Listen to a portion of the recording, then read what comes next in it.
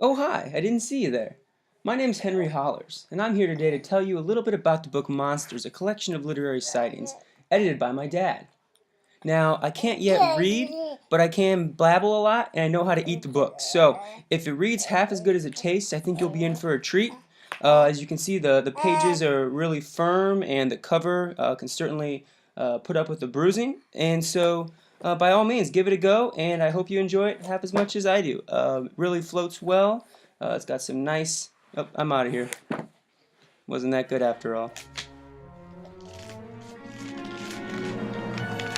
Henry, no, Henry. Henry, that's a book. Henry.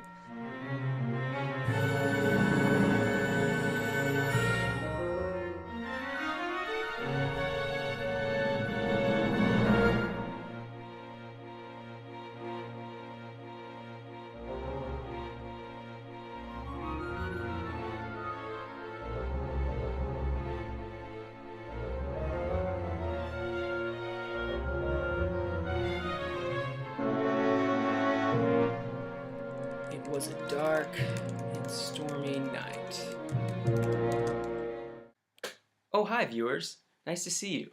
My name is BJ Hollars. I am not a YouTube sensation by any stretch of the imagination, but I wanted to talk to you today a bit about Monsters, a collection of literary sightings, which is an anthology of monster stories, literary monster stories, mind you, that recently came out with Pressgang Books of Butler University. So the question I usually get is, what inspired you to put together this collection of monster stories? Is there really a need for this in the world? And I would argue yes, because we've done it. But I think it's more than just filling a niche. I think people love monsters, and I think my original inspiration and motivation for doing this was my own deep-seated love for monsters and for the surreal and for things that don't quite fit into the world as neatly and as nicely as, scientists' modern taxonomical systems of the world. And so that's what really drew me to it. I guess the fun part of putting an anthology together is that you get to leave a library with your hands overflowing with 20, 30 books, as many as you can possibly carry. Sometimes you got to borrow a cart or a cardboard box, and that's even better. um, I think I look for pretty much what everyone looks for in a good story, which is uh, unique characters, unique concepts, things we haven't quite seen before, great prose, great story.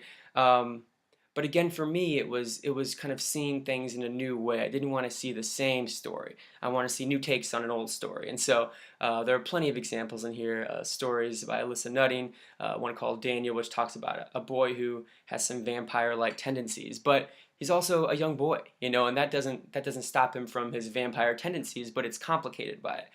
Bonnie Jo Campbell's Gorilla Girl, which is also kind of a coming of age story in a very conventional sense, except for the fact that this particular character's coming of age involves having monstrous like tendencies.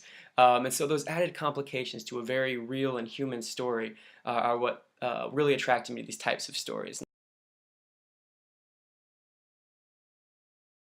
Well, part of it was the fact that I got to read hundreds and hundreds of monster stories, and that was really fun.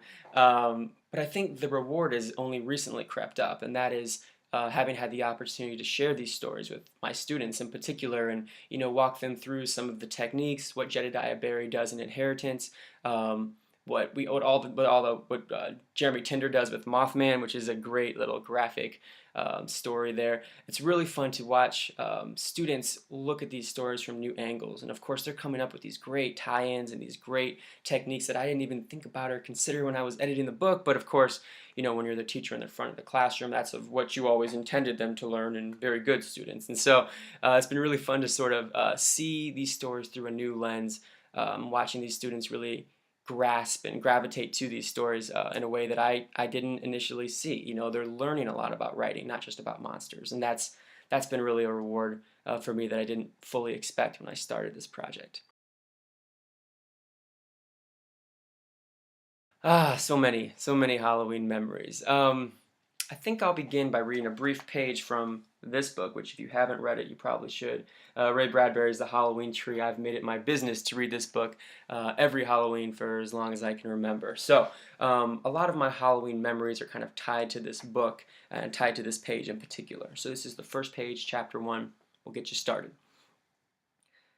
It was a small town by a small river and a small lake in a small northern part of a Midwest state. There wasn't so much wilderness around you couldn't see the town, but on the other hand, there wasn't so much town you couldn't see and feel and touch and smell the wilderness. The town was full of trees, and dry grass and dead flowers now that autumn was here, and full of fences to walk on and sidewalks to skate on, and a large ravine to tumble in and yell across.